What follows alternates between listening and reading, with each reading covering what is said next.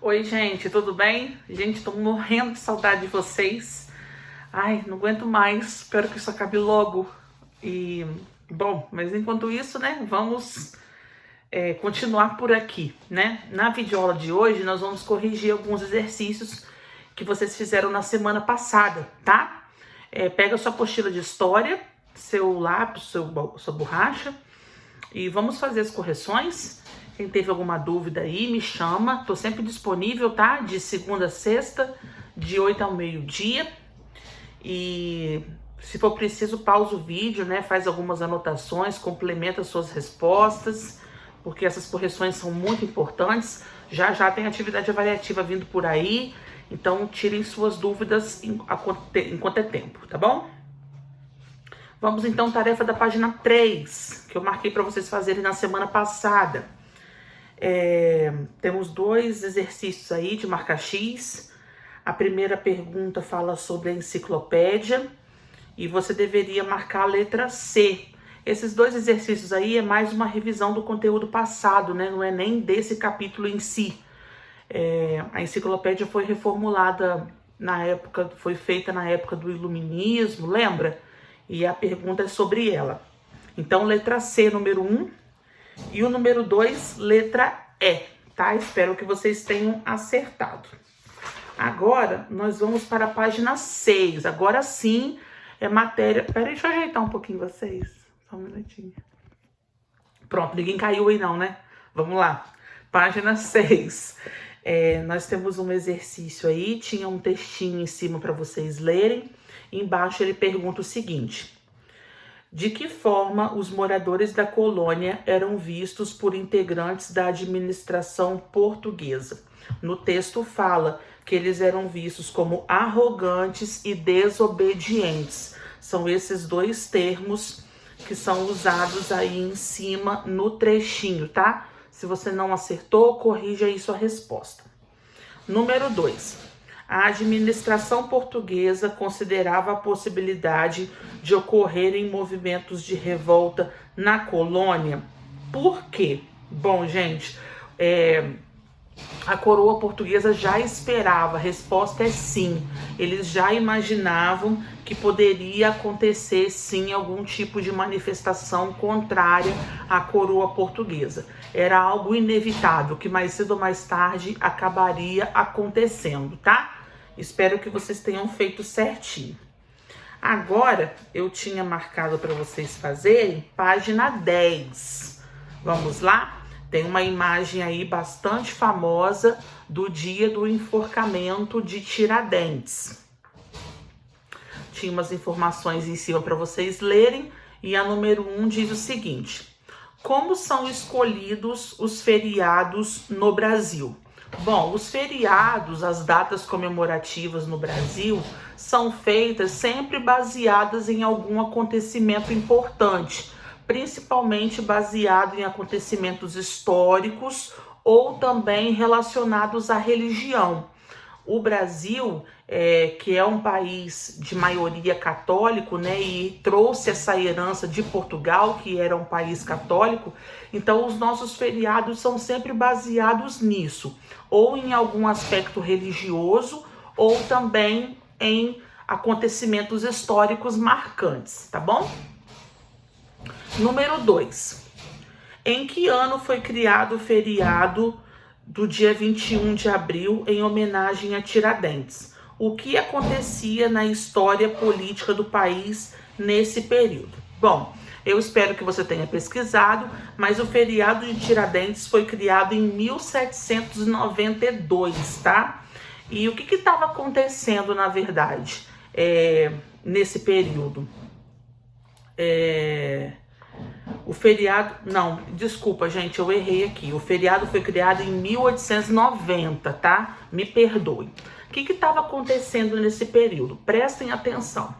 A nossa república foi proclamada e os republicanos, né, que lideraram esse processo aí de proclamação da república, eles queriam tornar a república algo mais sólido, algo mais concreto. Então, qual foi o objetivo deles em criar esse feriado? Homenagear Tiradentes. Tiradentes foi uma pessoa que desde lá atrás, desde o período colonial, ele já defendia a República.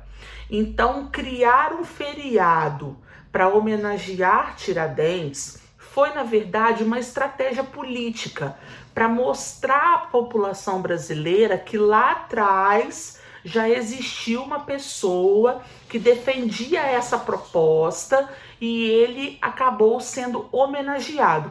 Então, na verdade, Tiradentes foi transformado em mártir, foi transformado num grande herói nacional, mas infelizmente, gente, mais por uma estratégia política mesmo. Os republicanos acabaram adotando esse feriado para homenagear Tiradentes e para mostrar que o sistema republicano era o melhor a ser escolhido e que Tiradentes lá atrás já lutava por essa mudança política, tá?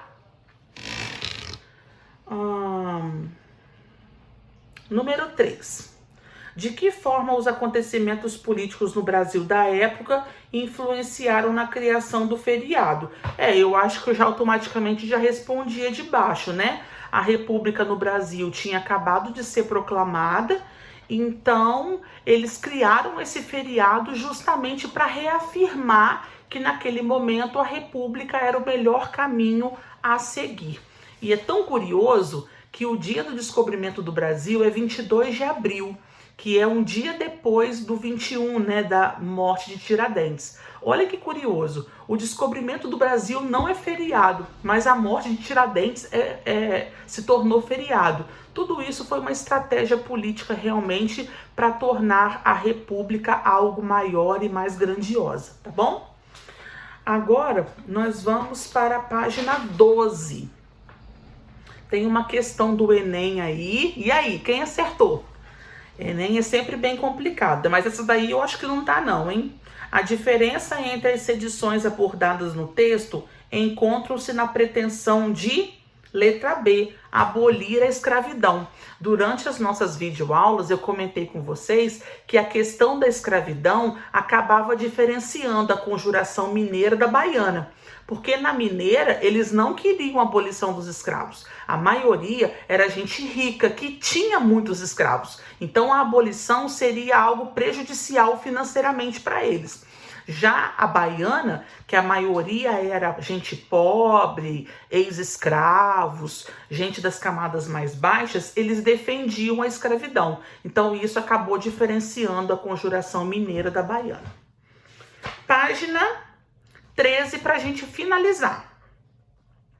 Nesse capítulo você estudou as relações entre o iluminismo e os dois movimentos que ocorreram no Brasil, a conjuração mineira e a baiana.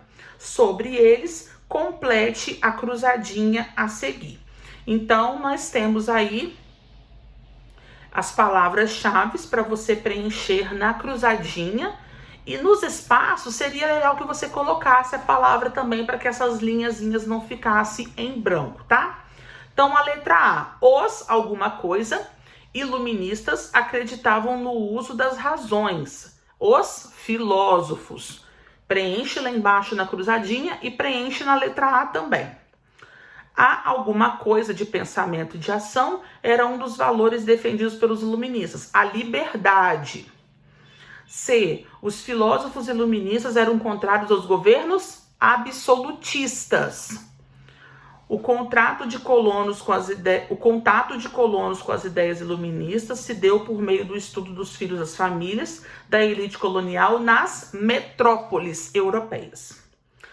As revoltas coloniais brasileiras do fim do século XVIII diferenciavam-se de movimentos anteriores porque visavam ao rompimento.